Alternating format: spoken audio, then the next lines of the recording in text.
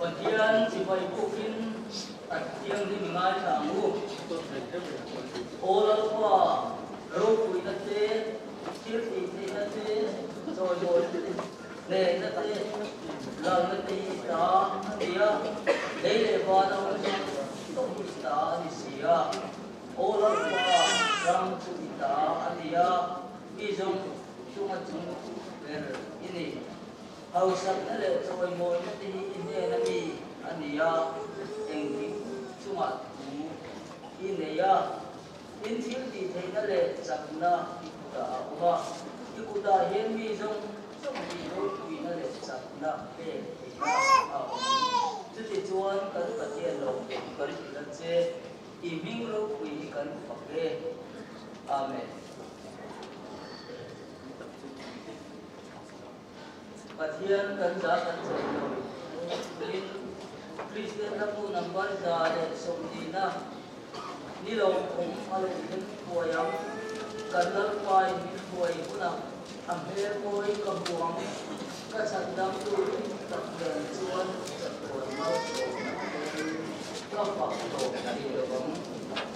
o mangai na se number za le somdina Pathian mo na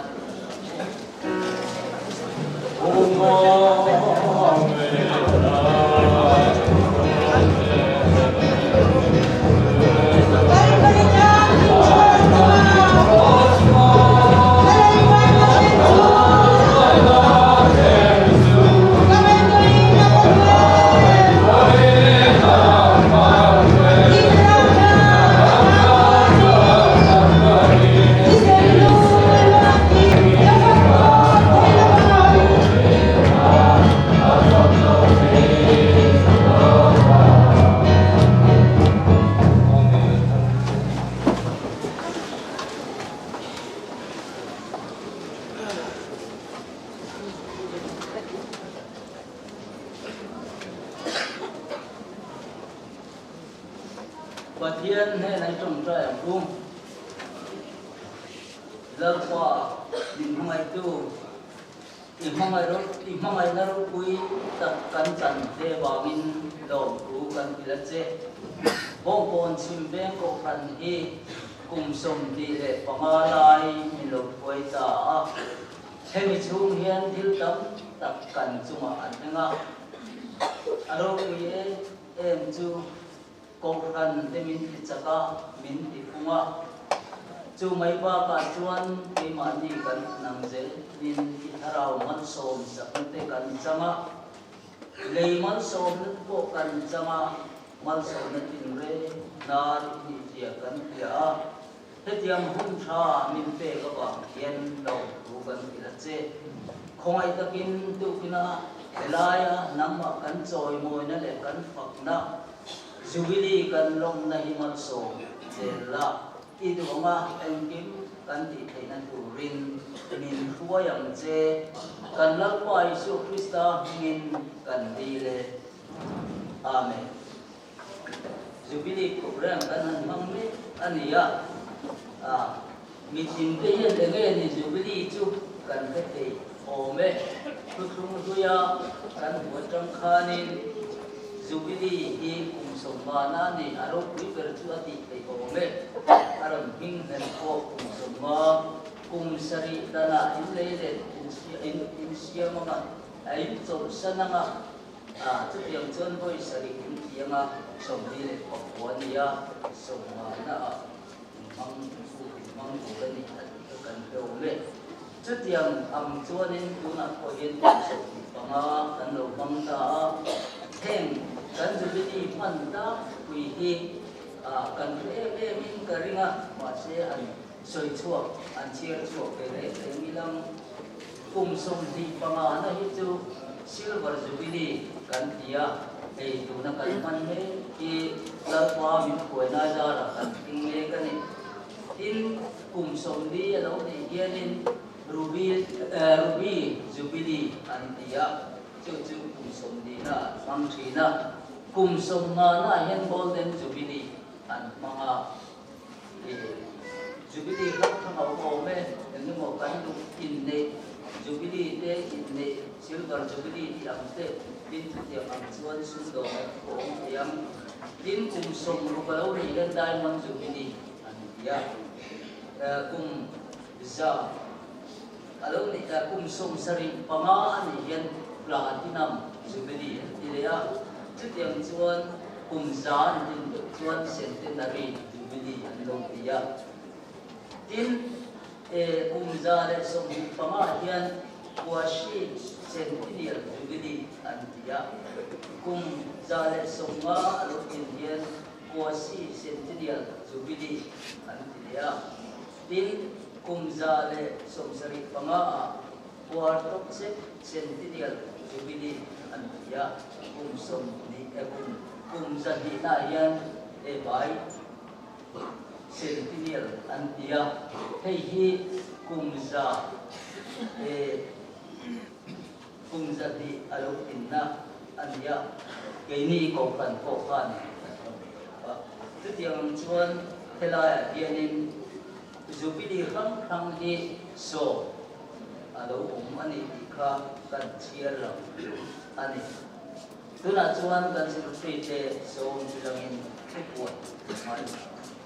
kan program tiang suai na lo bui kap kan sanga te kan jubilee lo po dua kita lo so te se la với nào cô bia cái nó lên rồi, anh em cô thì là hôm thế mà ya, thì cô làm mà thế, chúng làm mà thế, đặt thắt cái cả, con phá cô chú thế con, cô đều đi con làm mà chú đã làm xong, anh lo phẳng sắm đồ này à, anh phá cái là anh phẳng sắm đồ này à, anh em cô làm mình xoay tu thì bà bia nó lên liền là, anh ấy chân tu cái sợi chuông ấy bia sợi na. Tu soi tu ba chong ji ka zai pol ka di in the worship zai pol de ko kan zai pol de zai ama in kom ba na hianin in kom zong te in turin jubilee thing pui roi bot sai ni a an roi lama kan in cheu don ni a chon in kom chairman pa le mu ra sai lo chan tu pi sang zo ni bia ni na tu soi tu ren zo cho ma bo ko zai pol youth fellowship zai po de zai ma in solo pia la jing lia ni choi phong ba na archive so nei urani a ko kan ko la he library na and archive subcommittee ten an ko sai go na ni zanin kom chairman pa la ku no ma chan tu pi lian sa mi bial vietnam tu sai tu pastoral lam ko na sai lo zai po bial zai po le ko kan pa zai po de zai ang naktu ka hian KGP kualin hun mana ni dona chuna ma program om lowa sanna ma hun mana ni anga zana inkom hun pa ma ya try to kodal than puya leader chan tu nula than lui finance secretary tu soi tu reverend lal sui thanga ko thom than tu ku si zo khong ai France committee member zai paul ko zai paul solo tawa Israel ka chuau France committee member in kom zong tan ting pui le ke was yanga tin thol ni ya ko kan be se pualin kun kan phang le nga chamada so ma in kom ma khoi tu pi mang suami chan tu pi ro lu pui tu fil tu pastor rc dang mak lia na zai female voice amanga in kom ba na monument on na nia ong tu pa mal so ba ko kan representative tin ting pui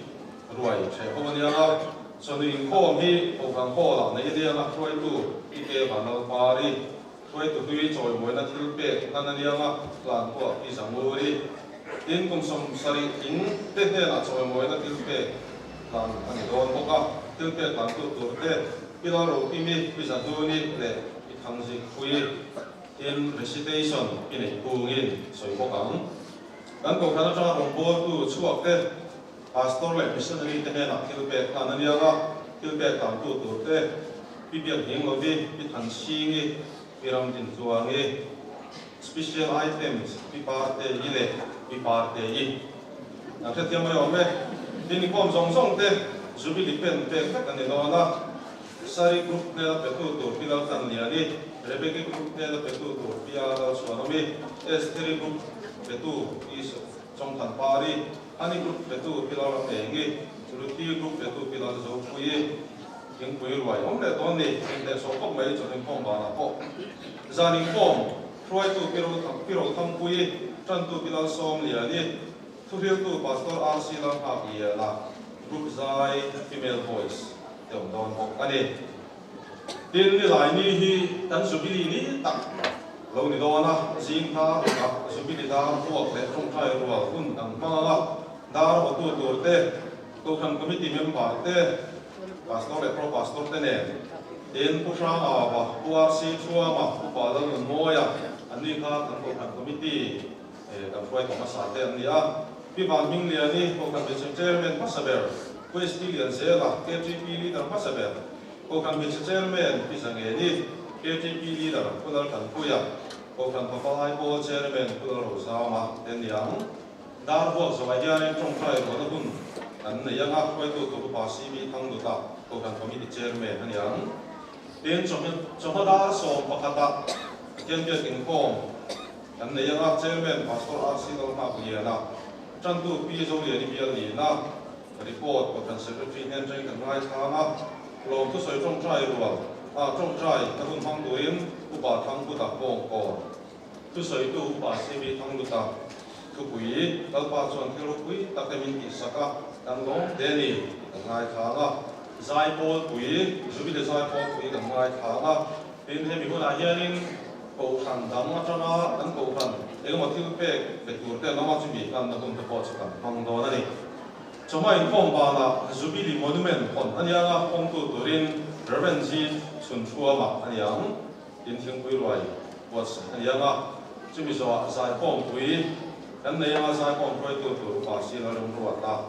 lai da thuma zubi li roi an che do na ni zaning pom chairman pa la ram moya tan tu pi pa swali bian ni na emi ko na hian kan ko kana changa pastor le missionary chuak zong song te ron ho te le ho thei lo te po kan su bi li pu la kan thil siam souvenir item kan siam isa te pi che te ka te ka pe na kan na hun kan nei do la te ta hian ron chuak kan chang lo te pa chung kan mi lo riat sa sila tu soi tu pastor RC dal pa ni na anianga zai po ko kan zai po te zai po kan e kan mi so de ron chuak te ne la tragin chi bai pu na tu soi ko te kan ngai tha wa với chỗ nu à nu na kia là làm thuang như này khu pi thang rồi mà thế này là cho nên ngay thà để đó là gì inform bảo là hiện Jubilee khu là thà làm quan xin là khác thà là của anh đó na inform bảo là hiện chính quy rồi làm chế độ có cả cho bằng cho anh phun thà quan đại sai chuyện đó cho ngay đó là tu na kan quan đàn tu hi thà là đàn tu hình đó anh đó na malama om te khachu bia kena chana chua ko ba chut thang pa lo sela tin khalak na tel lo tu ken thing pui kan in ma sa nga tin a to ka ma pon te hian lo zu kin ma sa te po yo lo ve ko khan committee adota ko khan committee le dan ko khana tanga chua pastor le missionary lo bo te le an chung te tin chu mi zo kum som sai le chung lam te in pui ting Sunday school se pil tu te le siak tu te ko khana thu pil tu te finance committee ramthar committee building committee Sunday school committee silver jubilee organizing committee inkom na chan tu te Bible society local committee masi sangati committee ko khan chanchin bu sang Christian tanga ramthar Christian no pang ditak le Synod newsletter Asian le sub Asian te ni lai thu pi hong tu te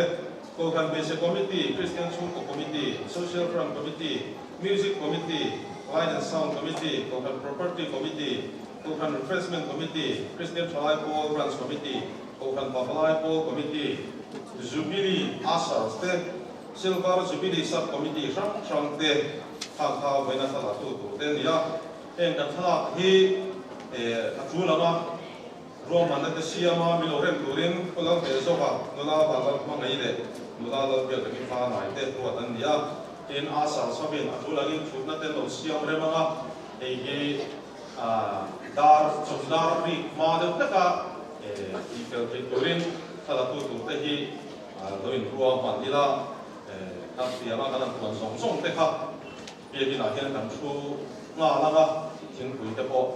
anh em chọn là nên cái hình chọn con này Youth Fellowship tế hiện tụ inform ban chính quý in số cho nên inform là sắc tụ em non tụ ra nia câu tham hồ là Youth Fellowship member sống sống tết đều hết tụ ra đi thì thầy làm thara chân xin bùa lâu thêm sắp present kan là cái này gia đình inform ban hiện Jubilee nia zai Paul Queen và kan sắc tụ Jerusalem Emerald Queen đi khác em non là gì lại tụ ra nia gia đình inform ban kan ta zero tụ hi tak ang deu le ka tha te ko la tụ ra nia ka phê ra thok thei mountain pha kan đó là chu bang chuan in ulu taka là zero theo tụ lên cái này sẽ là zero miệng là bỏ zero các tụ lên cái mission này là bỏ trong cái bỏ zero tụ lên cái này số mà này cái đặc sắc lên tụ lên đó là nếu bằng trong quyền zero các tụ lên các cái nào cái đó này cái hun quý lần ta in kho mà item thế ta mà cuốn tụ thế đóng xí na cái đó học sao đó này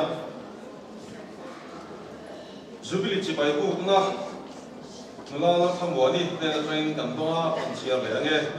Rongbo kui du tak anot pai so Krista mingin ko kan hote Jubilee se pai ka bu ka chu Pathian suanen Jubilee sil bar Jubilee kan lo thing ta reng maya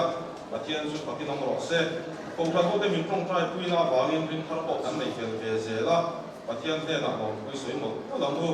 sil bar Jubilee hong ko ra so na le Christmas ring ta ka kan lom na kan til pe min pe ka te ta lo te mai amara chu Rongbo na ma mun thar lo ma kan la thar lai ni wangin Jubilee kan pang thei don ta lo ba rel ro kim lo te ani Jubilee kan ko phan ning kun kan le zuanan te Rongbo na in pa lo son le zuanan te mi da te tu hai pak an lo thei nan te pathian in pang se Jubilee lim ta pang ko in u sang na ka ba da chu lal pan man som chu ro se in Rongbo pui lal kham wani so de ku ko ta mission field ani hey kan ko khana kan khoi tu kan upa te ko kan khana mai taka min lo kai khoi ko thin amara chu chatun ramin pan sam ta te an thala ki ona son tan tara ani also kan ko kan khoi tu thin te ani te kan ko ton khan in hoi la ma kwanin Jubilee kwala thil siana graffiti kan ti kha oma ko sira kwain atu ka piani kil te zia ming te zia tura nia na ki na kan en se tura ni kha ke thar le la thome to khan ho te si na ege mo lo sin na mu tharo te kan min kan in mom pui chi na hei chu te lang chu kan om thar le thok maya lo mo khok maya na mu thar la la roi zeli ki ji sa bungi fanu bial ni na agriculture department na technical officer na mu thara hoi hunting se la la roi zeli phone mà sao phone cá sao mà nghe alo mà nghe tin hay tăng ba anh xem mà sao anh nói ta rồi bây giờ việc thua mà phải hi UPSC Royal Combined Defence Service exam mà học thì ha merit đi sao có sao cả sao mà lại phải như nào tính thế à rồi thế mà ya không ai đầu tiên về là sẽ tăng ba anh xem mà sao anh nói ta anh mua là ông xem sao mà sao anh không thấy đâu anh ấy kan long puya ko kan hoten kan suang de maya thalai te tan po chona kan siam sak tu an nia kan om te ani voi chu mai khom za ti mi sanga zakwa soma pasari kan ni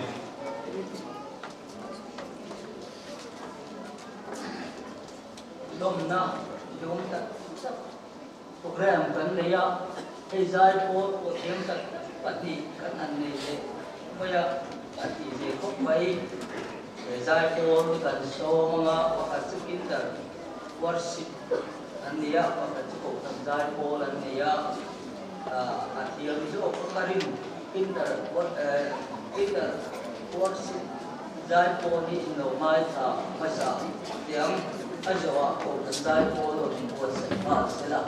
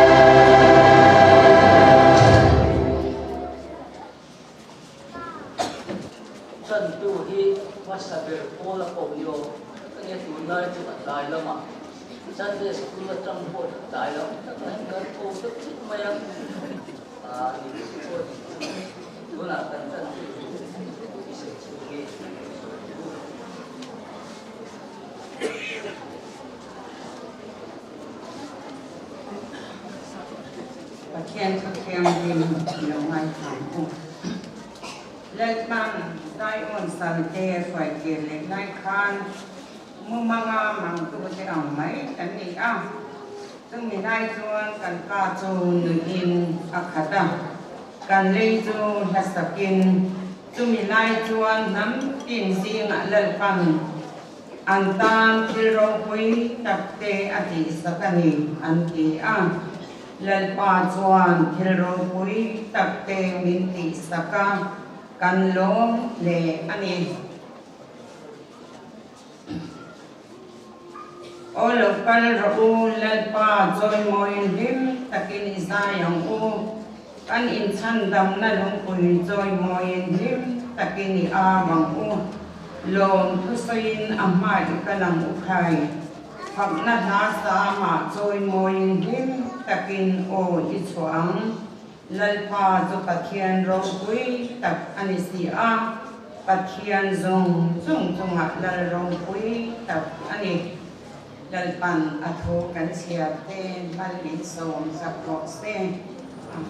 pathian pai na o lal pa chung no per kan pa min mangeto goin nia cho ti kyang lim tak bong kon sim veng kan in dan te ata silvar zubili kan lom na program te ani tak la ni long ma se kan mang me kani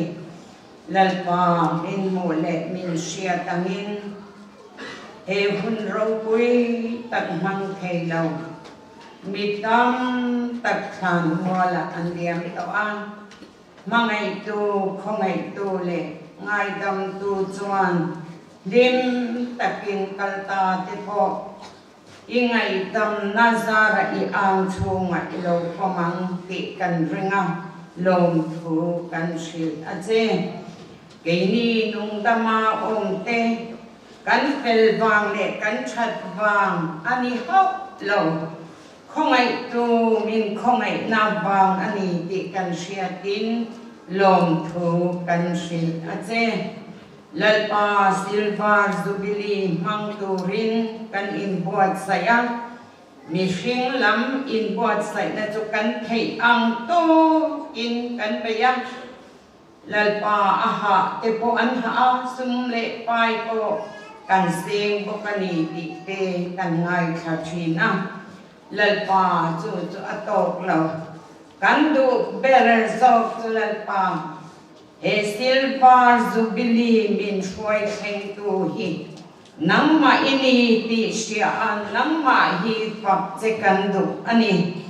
lalpa thin lung takanang ma choi moi tu le fak turin i tharau thiang hi min ko san mi pui te hi min ti thang hat la kan doi khongai na kan nge ne lalpa zir to za na trangin program kan hang me ka ngilai ni zan thengin kan hang don kan program zong tonga lalpa nang ma aya ro pui hitu ma ong so se he silvar zubili min choi kheng tu so hi fakin lo om la kan ngai tua na le kan ril ru zong zong hi ilama min hip la lalpa aphok phok maya ahwa mang lava he hun min petu le min shoi kheng tu lalpa nang ma hi phak le choi moya thin lung taka nang ma du anga kan ngai tu na te mang tu rin min puyang che lalpa he hun kan man zo nu poin beram pu te pon lalpa van tir po te shil anga lali swa ti bai an buk zo nu in nang ma choi moi le fak chung zelin an halama an kir le ani kha keini po he hun ro pui takhi lim le long takakan man zo nuwa nang ma choi moi le fak chung zela kan halama te kir le a he silvar zubili kan han nuwa hian lalpa thin lung le ti tak kita mitinin nang mahikan siat siya kan datho na kan thil ti eng tima min mureng tu nang mahikan bulay oma silva jubilite min manti to maaya rin omle nang maazda le nang ma chi zoka silva jubili kan man nuwa hiyan lalpa nang madu angakan nun thainan mi mal tin hiyan nang ma rin na tak itu oi na tak nei turin khongai takin nangin min suai nu tang te alang le apho mai hi idu law tak na hi idu ani tu ma hu law tak na hi ni idu ni ti hi ko san te khongai takin min siat ti rang te kan la thi vek don thi hun tu chu kan ngai tuang ngam lo che ma se kan la thi don kan thi huna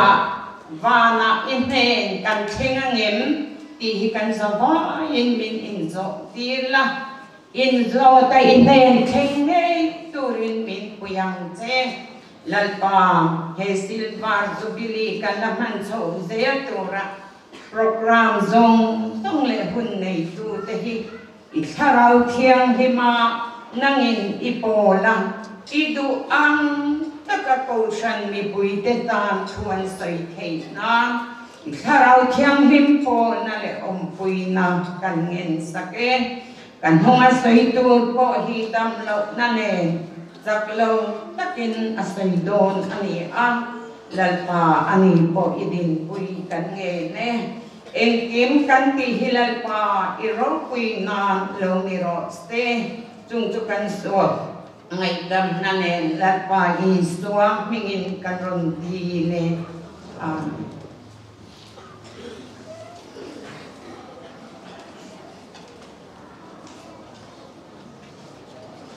kan tu soi tu kan som pain kan le pain pathian phak na ka ama choi ngoi le ilangin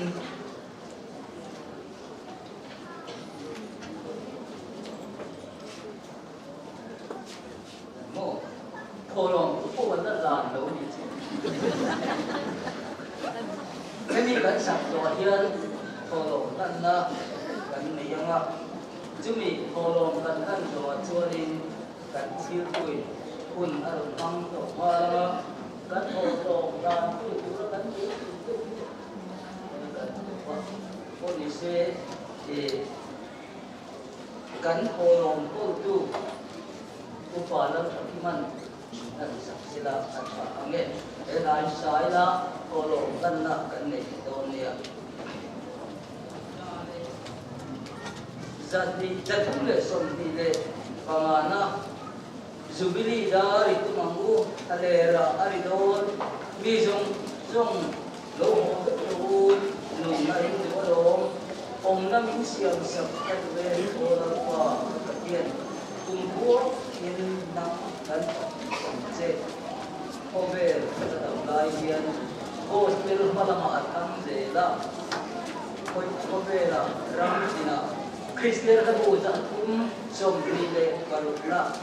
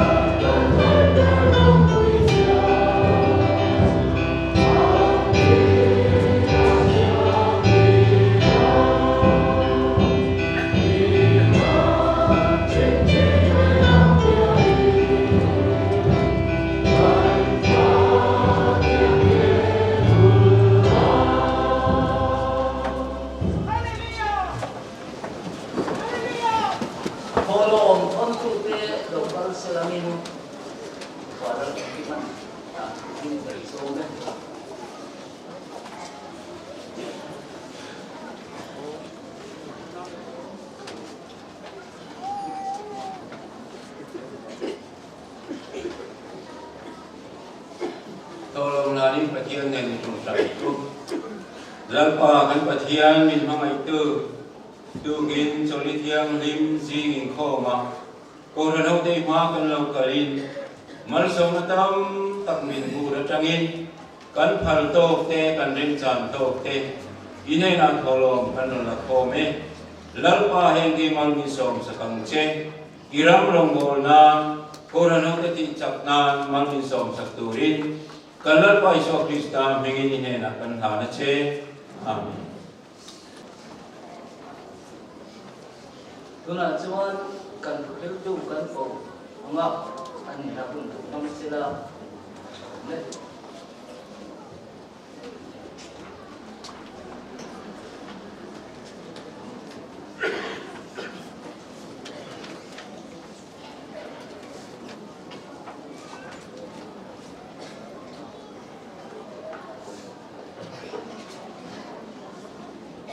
Saberin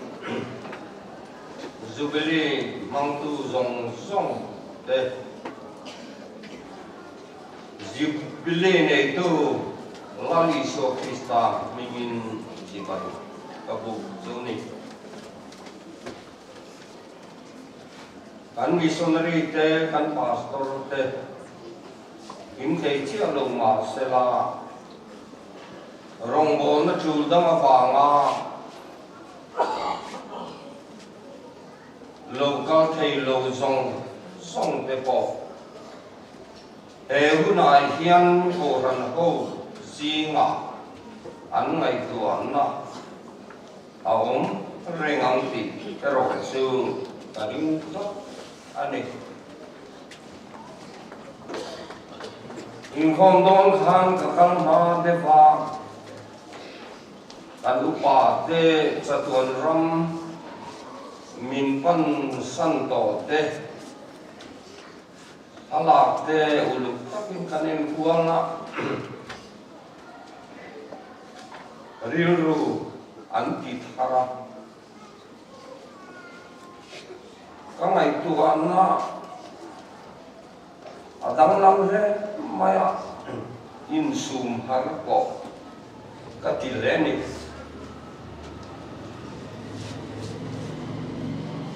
anti ang hian hun rei lo te kan lom do na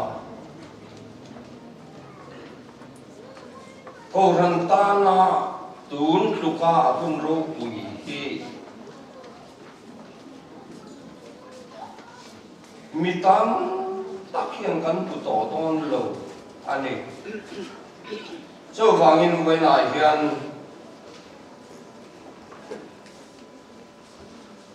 ka thu bui keng to ka da chu zubili le lam I suwa ti thu bui mangin thu cha ngai kha kan tum don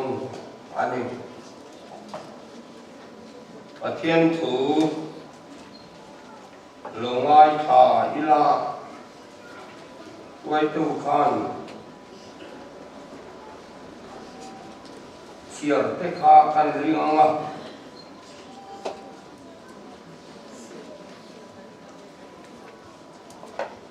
Achen toy te ten chiarila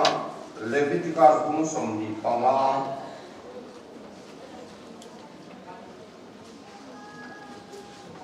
kum somli le kum kwa nianga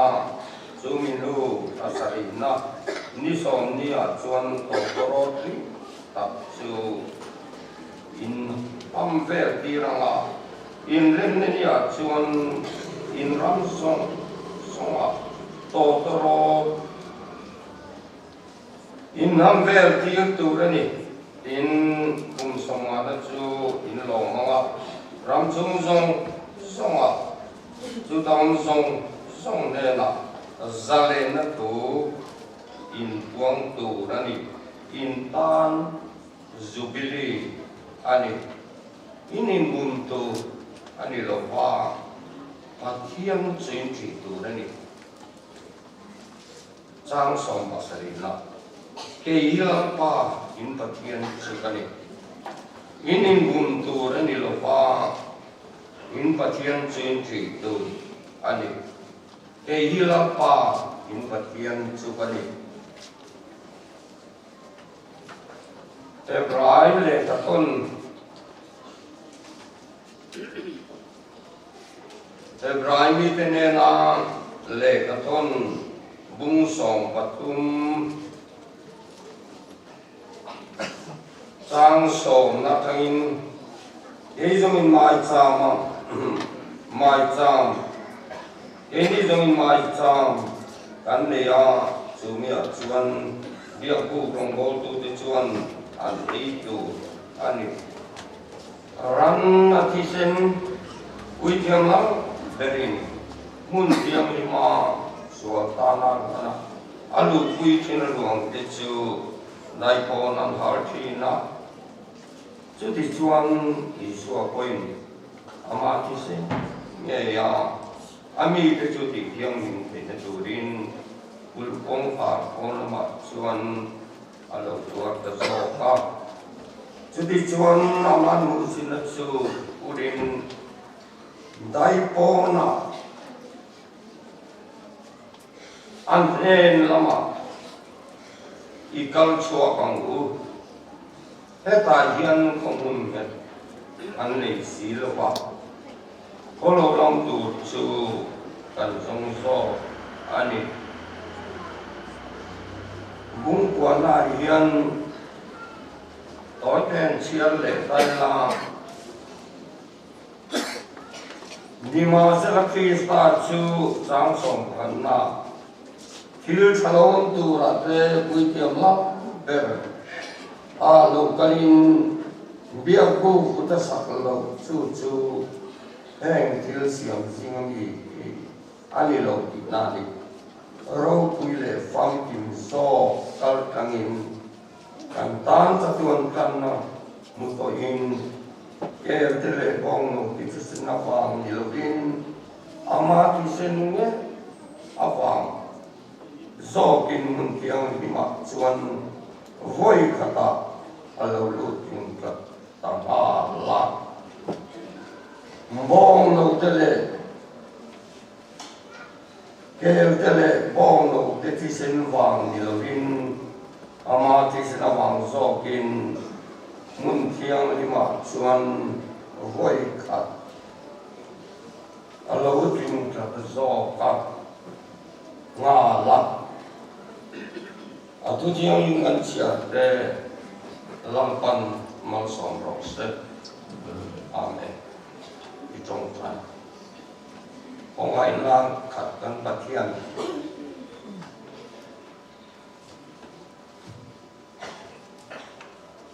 Buena hiang zubile roku ber. Krista min pe kabangin long tu kan filatse. Lalpa atta kazubili mangkay tuwing may buat sa ila. O nila kaning buat sa ina ko sa ina kan buat sa ila de. Kasi ang to kazuli raw kuin kan kalay te mokfurtu te po kunsong song te unan mga zai po zong tan ngai ako te araw kuidang lam ten ikong ay nakanta lom tu kan silat se jubili karaw lang malso na ta kan nan da alaw ni teknan mami som sakturin minsan nang tulali suami kan tilse. Amen. Tu gina jing trong trai min trong trai saka abuar suar kok maya amaro su patianin atulangin atumin tuan tirang ti karinga kan soi tamang khan zubili le lagi suam itu pun mangin Buena hian soi tura kambe mabangin soi onang kan kun kan mang saudon Ama saberin reaching station kan ni makan umru mitane ngai ten ma lu la toa hati la kan ko ran yin dan te ka au ngai lu te ni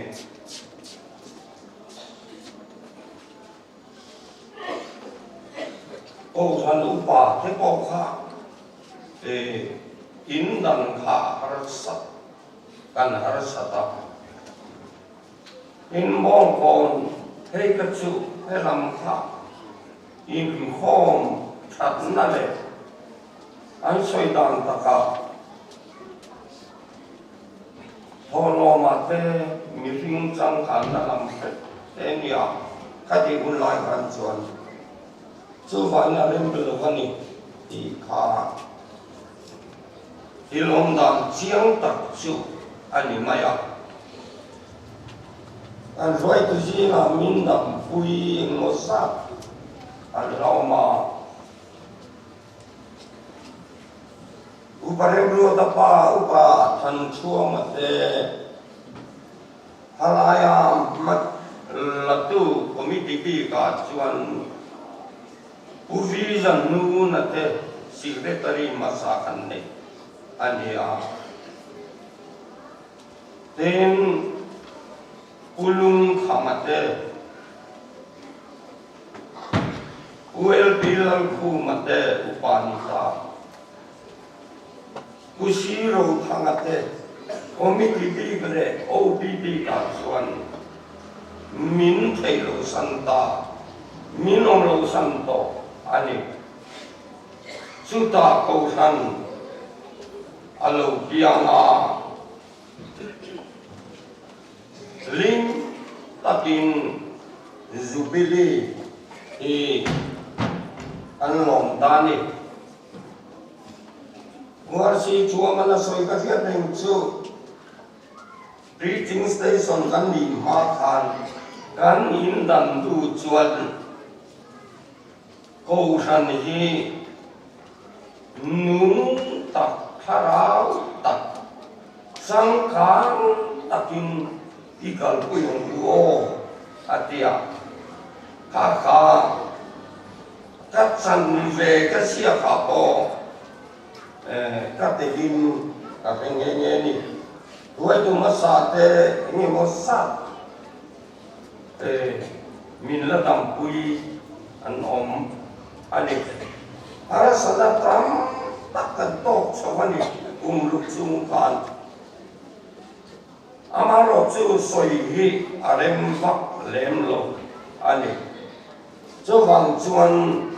ko ran ro pui tak ding tur hian hun po a he le a adu te ani le chu ni tamai sela kum sang khazaria som kwa pali khan misali ne masa ubuang ane sam pa te kha an lo tenga sang khazapur somli padia an gospel zubili kan lo ma zoram kumin ma se mani ko khana zel ania hati lai khan sang khazapur som li pali khan nau pang kan la nia aji ti tu pathang te bong salva kan tala fila alu lul khan tal vela lang ba ten anan buai puya thì khang kan thang to chuan kan kholu ya ko ro takin kan lo ma khati lai khan communication te in biak ko na chi reng amu man lo wangin for hanga kum som na sang khat zapo somli pali khan gospel jubilee hero pui takin kalong to ani kami siang kapan perlu tila har kaitu kan va kopin karing kan numami hitsu apiang ve toa mase soitu va aselo upamal somate hi kaseve pia soitu te chiam ahebi lo ani arlule mai kati lai kan zoram pum hi azat ve Christian ani ve ani amaro tukun somalu ni kan rampum hi ringlo mizong ta chuan Christian ram ti ngam alo ti ta ani ti chuan centenary kha kum za kha zalum na kha mizoram pumin lam wala kan kan manga ko thing kang ni ko tam ta kan lokal ko ma hame mi pui tam zia kha kamera me dan te ka ka zir chopa sino ruan ni hau lovin kamera me na ka tang ve a ka om ni ma ka thing chi vela kala tam mai ni centenary lambon along to khan aro pui le ni ai zola mi ring kun khong tam berani antia nuôi này nuôi thun khá cả chứ mà cũng có anh đi làm mua là cái con khảo thầy rồi chỉ rong chỉ nên mà con thằng tết việc thầy nó rong khá cắn khá cái này chút tiền chú anh đi à lúc này hiện sáng khai giặc quá sông quá Pali à in đằng khác cùng sông ni lệ bằng à cái lâu lòng thấy ta anh lần ni khá anh ni lúc anh thì anh lúc ba thế anh diệt tu để con anh quân tổ lệ jubilee ông zia tôi thế tên lô suy la jubilee hi trong riêng do là mà lạc cho trong chuan beram paki yên ya beram paki chu totoro tinna ani poka totoro po beram paki tinna ni beram paki kha totoro ta an man wa ani bera totoro chuan sakna wai senna hilti theina me na aking tela ayen tien ani soi summa takani chu po chu in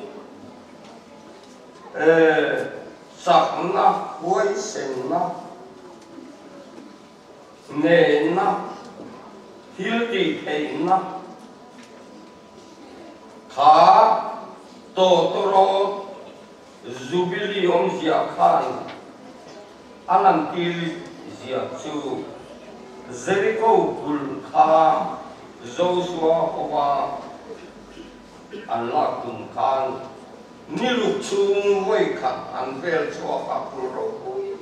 ta ania ni sari ni singa var chiana ui thiam pasarin totoro pakat zel ui thiam pasarin kengi inan kenga man suaya mipui sangtam tapi dan tuya voi sari anvel suana khan totoro anvel natura khan voi rukan vel chua kha voi sari an kal voi na tu ra khan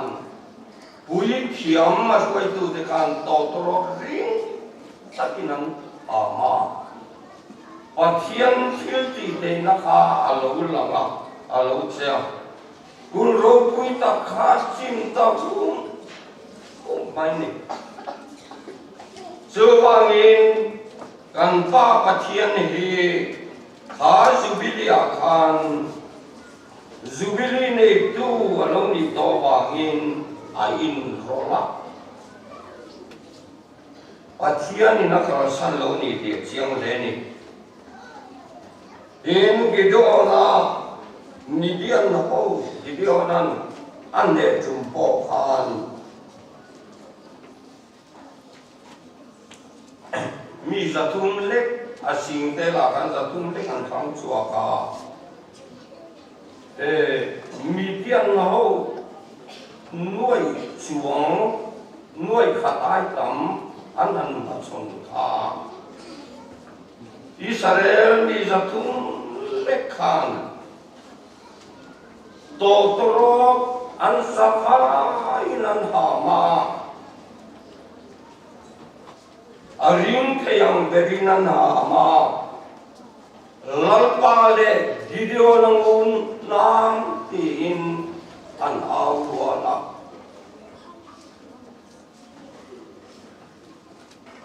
midian ho chu be ngai lovin an pani le mani an in beya an in satanin suma an kan chetas an kan se zo tapi baik so zubili ro kuizia so ne na hilti te na zakna pathian chen til na om pui na ani te an te ome midian ho katang tu anong to lo an dong tang ha ani din zubile le kanani ti an soi ko athan kan sia zubili hi kum sari mai bu kan ngai tha tang pan mun sari chu kum som li pakwa ania kum som ma na chu zubili kum alonia kan nani ne an ni ro ku ber ni ne ain ruang ani zudaten an ngai duin an ngai ro ku ma an ngai ur suna ni kiang lim chung chuanga an ngai ya ku in hong pui ro pui bera an ngai ani in tanani le zubili ni ya hian el pani lampa pul tu anda ranga an se rang ko dila ki ko me chu chu azazila pul tu le lampa pul tu a thum voding duan thang ta ni thum bona kel pani kha azazela pul tu ram nuayan chua tu ram sale a sakangina ai zo mai tu sul pur tu kel kha tu le in phoi na kel tu kha thum vodin an ti chiang ta ani azazela pual hi kel sual pul tu kel yani ya mi pui sual na zong pul tu anga ngai ani ya mun seng chia le kham kara ram sala om pui tam na muna Levia chi mi pakatin akal kuingar ngara asasela kual kacu ram muaya mun lauma mun ratia hibo mai tu khan hole tu ra be sei ani lo an sia ta ani sual putu ke adang lam ati china Krista kalau ko mai chin ka adang lamani lasiam tu utan hera chuan an hizo lasiam tu lapo tu kiam zani som batunna en ru pathian bera no sual purtu am ming kal karikala chuan hingan sedong chunga chuan an khai ka kata katisen kual sandak tu na khiang ni ma chuan thi sel le tu lo luang chua katin lungun tai mi sual final lui chu in Krista kokin hela hi alo wata ani Hebraisio tuin Kristan husin na chu kurin dai pona ne lamai kal chua bangu heta yem kun et kan nei silo kholo long tu chu kan zong zo kan in bung song patun sang song patun apa along siap ta ani in lampa wal ke tungka an soile tekila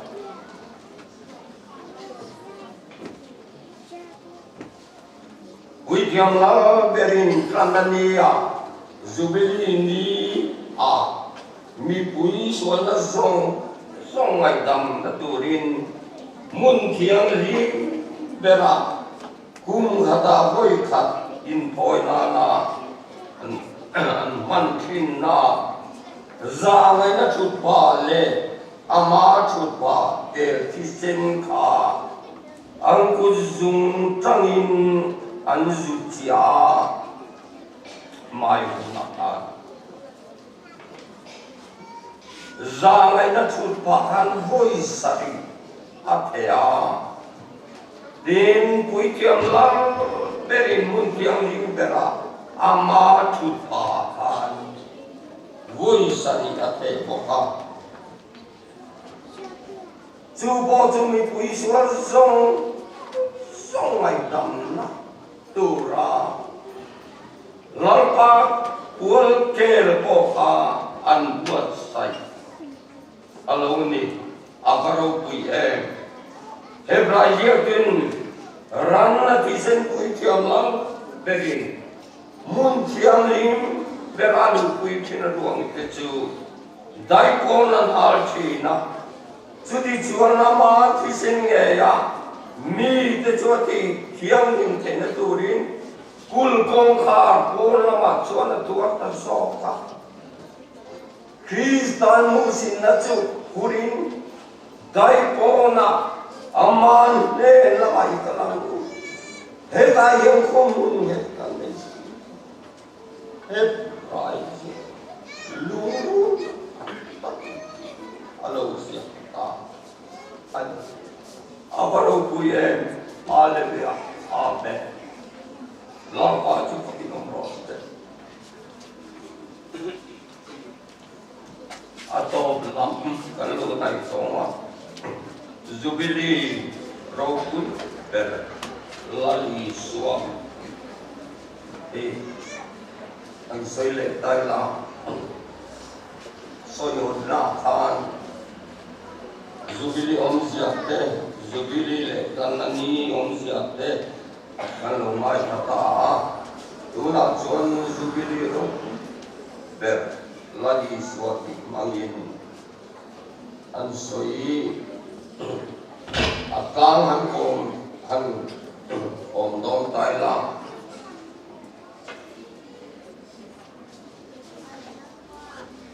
Kan la buat tu di bok lian la nomor zati som di baru na. Ha. Kuai guna tan kha. Zubili dari tu mau ale hari to. Mi zong song lo betro. Nunna Hindu alo. Adia sang kun na suan. Hei siang. Kalau berro puisia, lagi suara puisia, andi ya sekira. Sancing salai puine tu lagi suara, asyik kira. Tin ancing cipayang yakin, kan patian kebula. Hovela bizong song ring tu song Krista an chim chi bayang biain kan pathian ke bula hey siang zubila ber Krista ania tin siang akhir dia min siang dia ready in Zubile Neitu Adi Cian Ziatsu Rana Maras Zasoma Okan Chandam Nadar Lal Zubile Chuan Leile Parvanso Soma Ismasa dan satu anikan tinggi. Sandam nadar zubili cuan lele maram song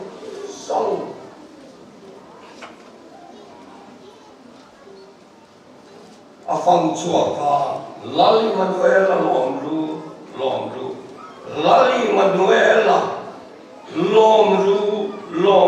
tin allo kwani apia na tangaki zubili ro pui beretsu Krista ani tin zubili lamani na lesu helai glomian Kazou silawa, kati kay bok silawa, minne entry, an riyama kita na cancin ka iltura, ruak siapti, an Krista ka, cucu imani kan dikika. Lalu dilagay mani cema. Saltang suatu ruak tani. Tani na umte chan suatu siak.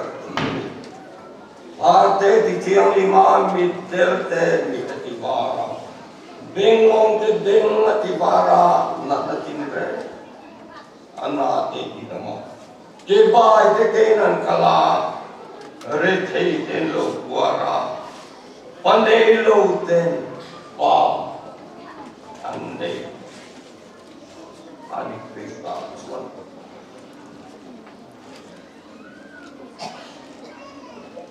Oh, wanal cuan,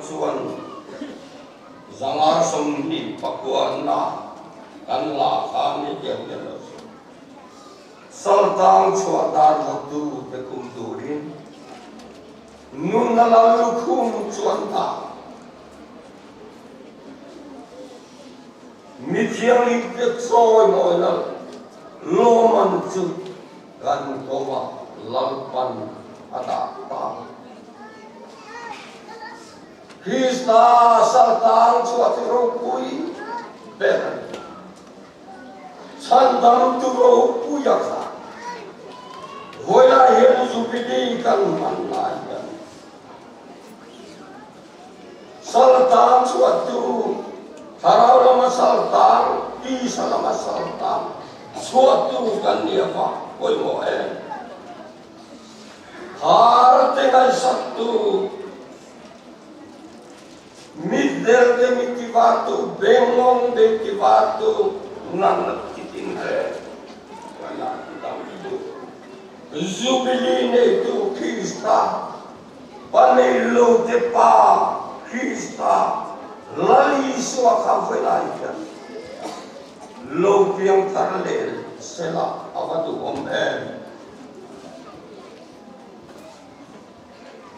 mithiang himte choi moina Kristan choi moina adonang jalal kunta arim tu zong song Jubilee ta mangtu tu jon kan kopa adda beka hovel zong zong la kan chen oma kan venga hovel zong zong la bechuak tu kan ni Jovangin mithiang him te choi moina lo man chu kan kopa hian lalpana latta ada tani ikan siat apoi mo le ani zone isai chuan zapiria ta zone chuan papa na ngui na aung to lo musit om takaung thin zebulun ramle ne thali rampo ropui takin niang takin orti ta tin asoya tina kim noe thu te tang na ropui takating ta ti zone na lo soile chan tin sa yak tu na lo lain tina kim noe thu te ta na ropui takating ta Hale lo min isayang tiin alo buat suakta alo siang suakta ani Jubilee takkan ko hanahian sing sila kawatu oi sumpa mania sing se avadu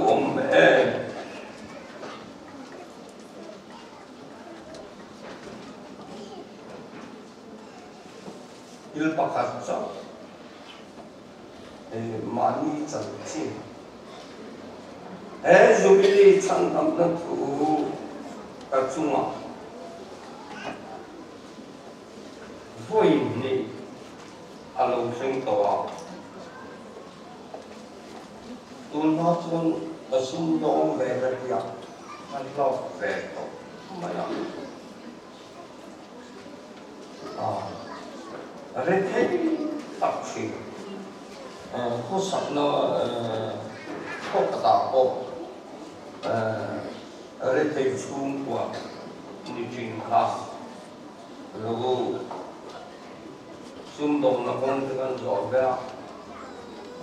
aizola, lek vente son, duzai gan zora, lalu vere, mai kini ni katingan tar renga tikangan be renga mase bakha lokam tate maya ati ulai kansuan engai pete hi inun boy sangi khatte lek arania ini poso kai tu aling ni na ala tolo te lo patam tabiya maya amaro chu dei ma Krista Jubilee lo theng chuan ngai dam atu le ni ka alo seng ta le kha ka siam ta mi panga pa ru vela an ngai dam na tu ka lali suan ngai dam to se bat mai mi to lo tatia akhirnya chu an lo me em lai chen kha chu anh lâu để lâu lâu cái con cả thế này anh lâu mi bạc hạt không nghe rõ chuan ô rằng quay tu bạc hạt ô nang mang ini ila ring tu te kapatu ati heng ani in hete mo chu dik laga ka te bu fai kan zuat le sang ni kham te la khan adu apia in abekin laula sathara min pere don ni akatia Allah hiu maya mase trên katin vin ong taka min pe lai kan ba lo tam ta deva buddha ka kati lai chon tam hot sia ka chale ta de maya pathian tu ju bili lo teng chon ngai dam na tu kha kan pung le tan Krista ba ania chu mi on sia chu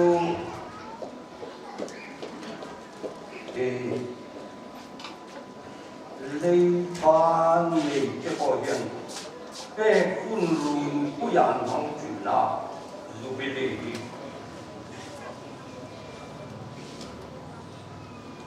ke maril wa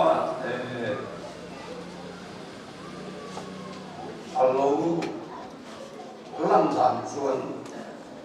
pe thei au lo chu ngai dam tu ati mai ma se tu na hian ni tu man ka sum ta tum ya khan lo kal so to so van ka thin lung tak takine koi ka soi ni re thei har sa sum chia kan omadi kon mi thil kan bani kon rinom takin levitika sakan do soi lo tur mi bum lo tur ngai dam tur pek tur ikan bum ipe yang u lepat lak kuma ipe yang u ine yang u bethei ngong lo bo anei zo te ni ngai dam u Krista ngai dam the tu jubilee ro pui lali shua kan ri ni chuan hei hi chu hei ko bin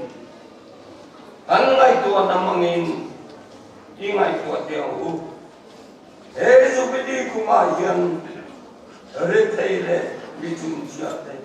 ngai sak ze tu zurui jakal ve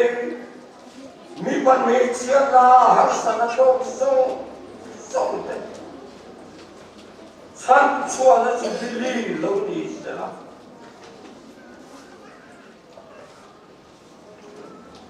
benga man se lo da ai chuan Krista tu thu sam chu nei lo te ka sam te mau ang te ta pe khini ngai dam hini atakin da soi ani in mun le to song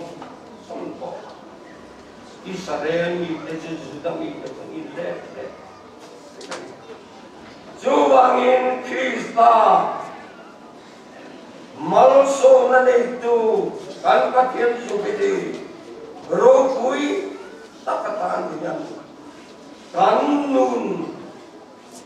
kan miving kui teneta kan inser so apoy mo jubilikum patianin malmin song tenaturin kantungan kapsong te lalpan malmin song sakro se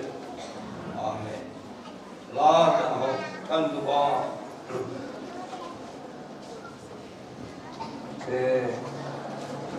la number zanga somni le pakwa na karun soi so ta khania sao tang so dar ko tu te tum turin mun nalang lukum suanda mi thiang lim te choi mo na lo man su kan ko ba halal pan ada ta di mangin atau apa lah ini kan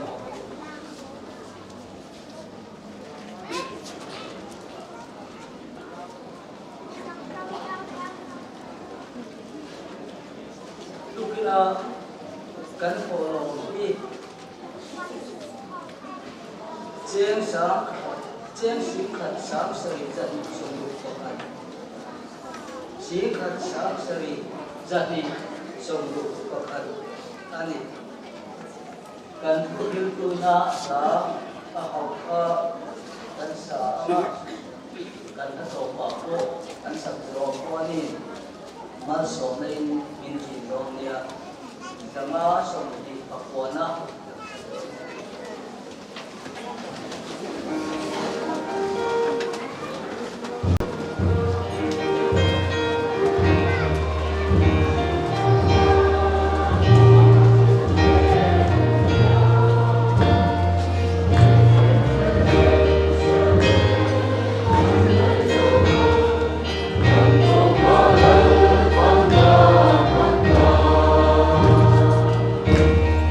Yo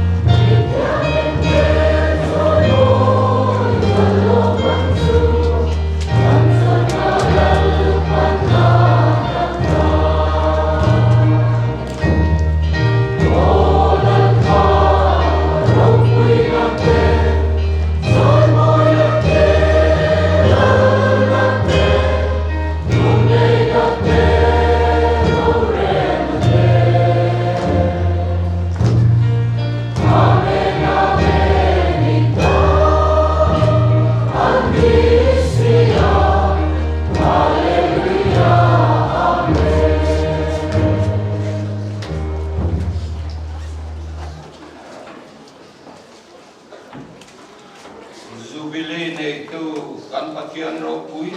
per in ping kan phaka kan choi mo in se ô ran ro pui min pe ka bangin long tu kan fit ta eng kima in nung zui ngam turin ô ran de min ti sakang se Tuna hian kan lang pai so Krista that na te Pathian kan pa va na mi mangai na ro pui Tharau thiang lim po na om pui na sen chi na du om tak su in za vai ne na tu na tangin kung quen long se ro se amen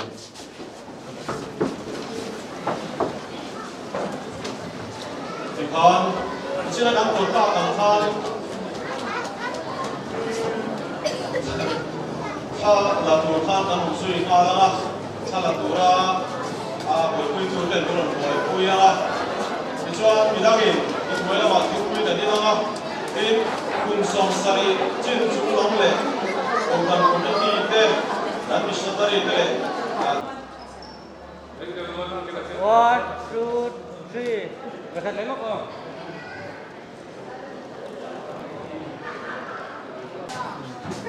sudah Zoom. Kita ni kamera.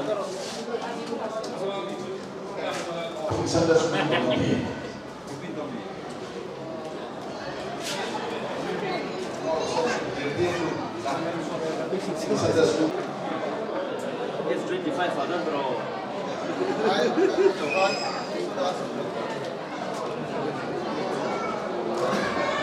Saya sawi tu. Saya sawi ni.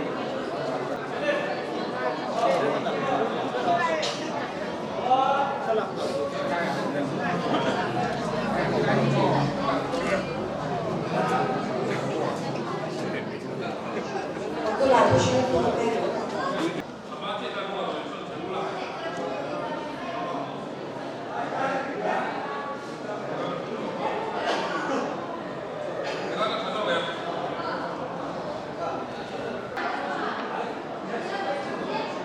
Rong đường là bảo tồn lệ sách của ra lịch sử